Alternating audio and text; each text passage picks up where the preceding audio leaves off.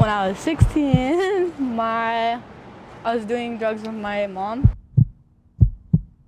and her friend, and I was shooting up. What's your name? Jenessa, Ironroad. How old are you? 18. Where you from? Standing Rock. No, I was born here in Bismarck, and I was raised back and forth from the reservation in Bismarck. What was it like on the res? Tough. Yeah, small. Well, like on the reservation, it's kind of bad. It's actually really bad down there. I had an auntie who would always try and like get me to go on dates. I never did it though. How old was you then? Like 14 or like 13, 14. I think I just turned 14. That's when I first started doing drugs. You got any brothers and sisters? My older sister and my little brother, they're on the res with my grandma. And my older brother, he's in prison, or he's waiting to go to prison, selling fentanyl pills and playing with guns. Was your dad around growing up? On and off. He was in and out of prison. For what? Just various things. A lot of domestic violence. When last time you talked to him? He messaged me a couple days ago or tried calling me, but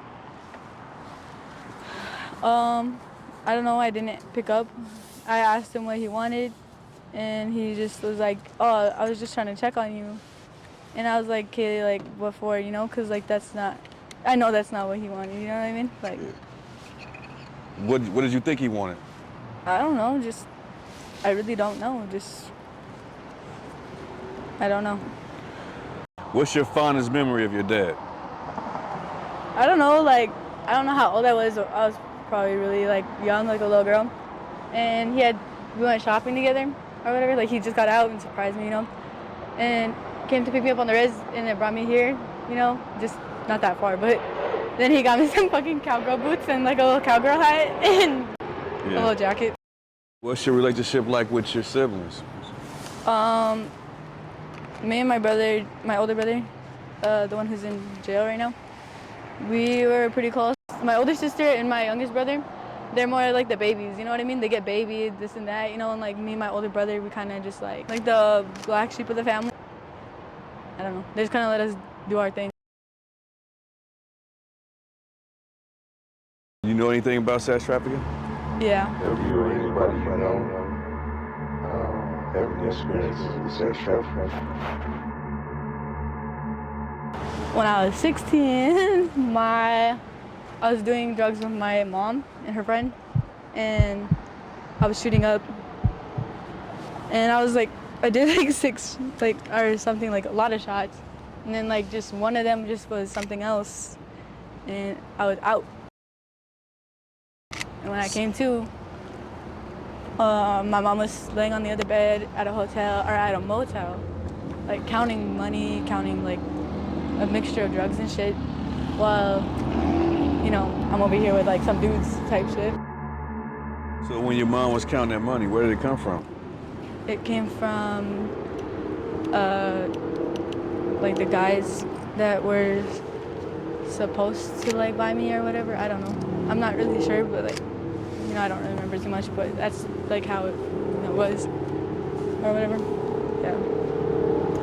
So you're not sure what happened? Well, I mean, I'm sure what happened. It's just like, I'm not sure who gave her, like, I'm pretty sure it was the guy that obviously was okay, so I was raped, obviously, you know. The guy that, when I came to, that was having sex with me. I'm pretty sure he gave her some money and drugs or whatever. There's like more guys that came in, like they looked like they were in from the oil field or something, you know, like with their bright yellow shirts on and like their orange work shirts. Like these older like white dudes, you know, like mixture of guys. They were just like, you know, waiting for their turn type shit. It's fucked up. How old was you then? I was like 16. So what ended up happening with that? She's in jail right now for that situation. They gave her the minimum of 20 years, her and the guy that raped me, because there was so much, like, everything that, like, Like I was so out of it on like whatever they gave me, like meth, like whatever, I was hallucinating and shit, and like I was on a pass from treatment, and my mom still made sure that even though I was fucked up, she got me back to treatment. And so when I went back to treatment, I was like locked in my room scared, and I kept hearing like the staff's voice. I thought that was my mom trying to get in the room, so I tried to lock myself in the room, lock myself in the bathroom, because I thought she was trying to like bring me to more guys, or you know. I literally completely forgot that I was like in a whole nother town and everything, back at treatment, safe, you know. So where all did this take place at? Here in Bismarck. Do you speak with your mom at all? No.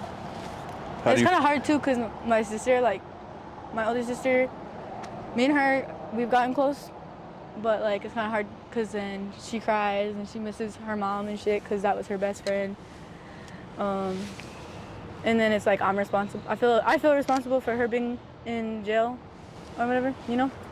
Like why she can't be there with her grandbabies. You feel responsible? Yeah. I don't know. It's kind of fucked up, but I feel like I should have never said anything because, I don't know. You don't feel bad about what she did to you? Well, yeah, I do. But you just love her so much that you can forgive her for it? I don't know what it is. I don't love her.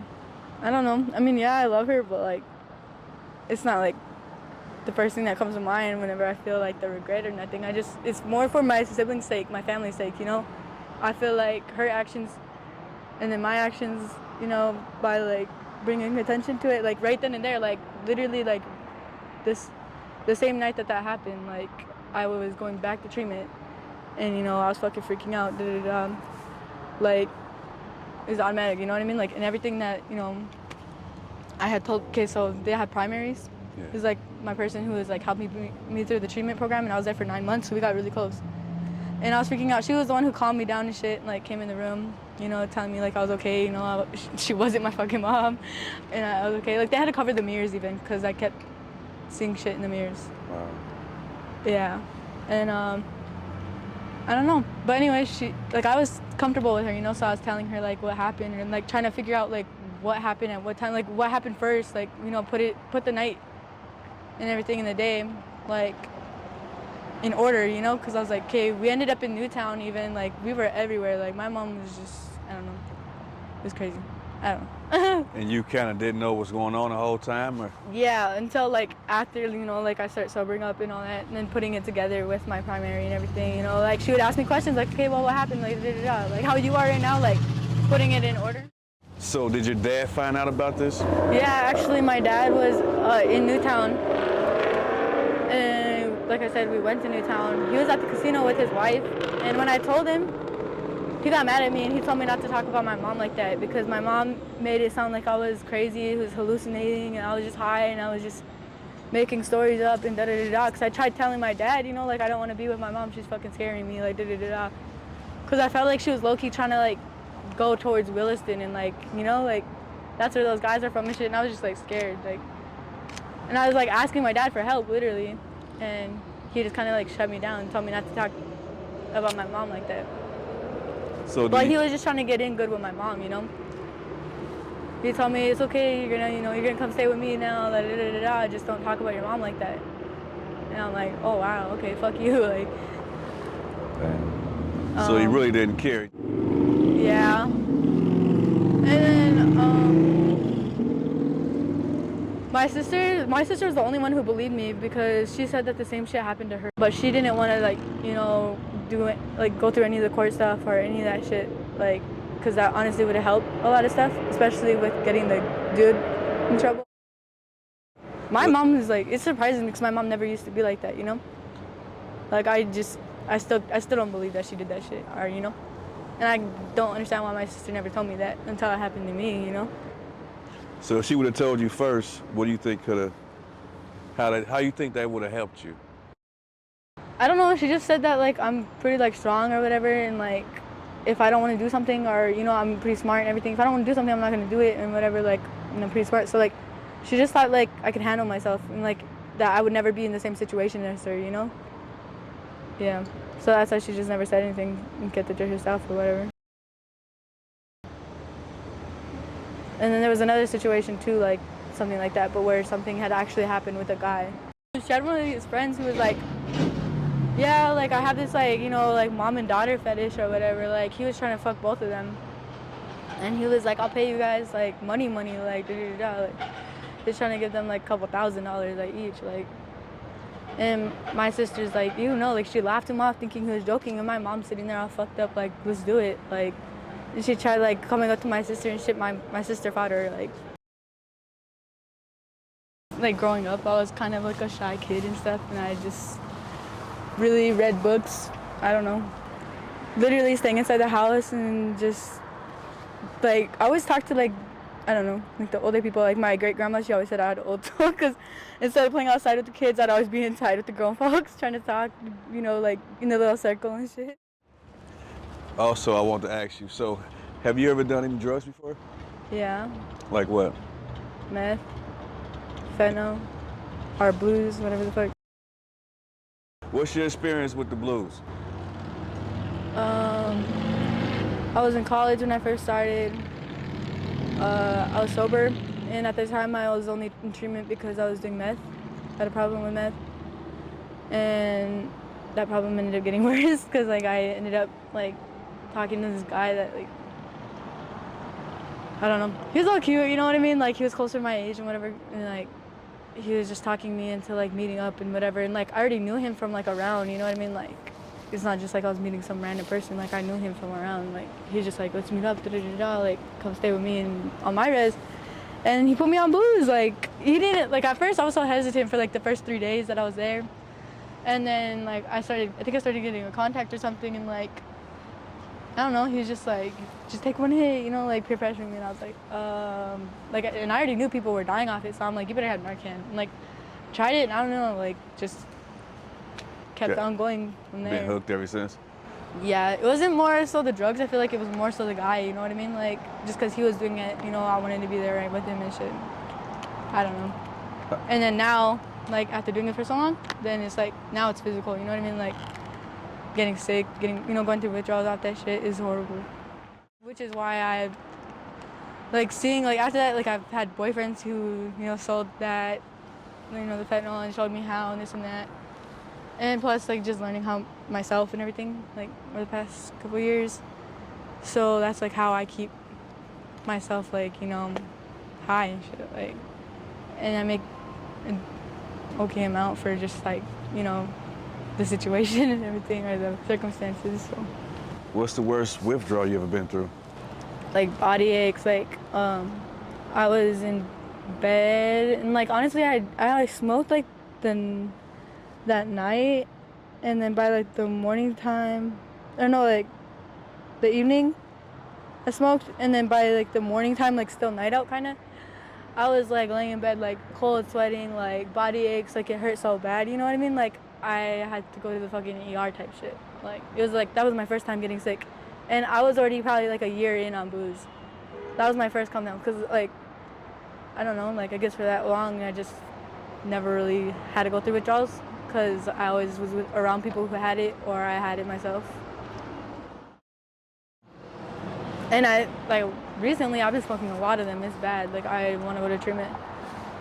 Because, like, I know I probably smoke, like 20 a day, like, more.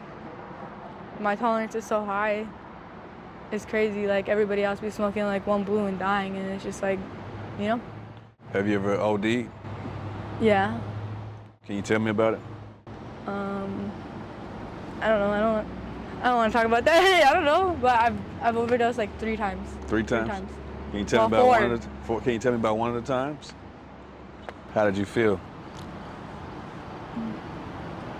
Like,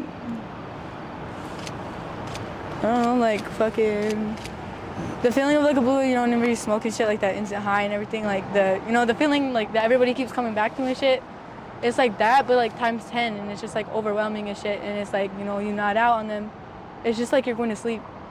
You know, you don't really know that you're overdosing until there's lights out. You know what I mean? Like, and then, you know, if you're lucky enough, and bright ass hospital rooms, or the ambulance, or cold water, or, you know, whatever it is, Narcan, whatever it is bringing you back. Like, you know, and it's like an ugly scene and shit. Like, they usually have you sprawled out on the floor and shit. So all you see is like up, and you see people surrounding you. It's pretty overwhelming. Are you scared of dying? Yeah, cause like I've already like got sober, and you know I got myself in college, and before that I had to get my GED, and I was out of school for 2 years.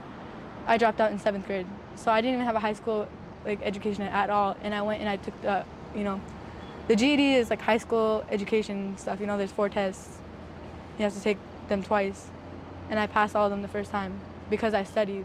I studied for like a week and a half, like just nonstop, like in my free time in treatment. And I like just got everything down, you know, like the fucking routine, like you know, like what it's all whatever. And then I fucking got my GED, like pushed myself and stuff. So I am scared of dying, low key, like, cause I know that I have potential and shit, you know, like I know that I've done good things by myself before. So it's like I don't know, it is scary, cause it's like just a waste of life type shit, you know what I mean? Like, damn, I could have did more, like, embarrassing kind of, but like, I don't know. Day to day, I don't see that. I guess just like right now, you know, whenever I'm like talking about it, like, damn, Jenessa. What's it gonna take to get you to stop? I don't know.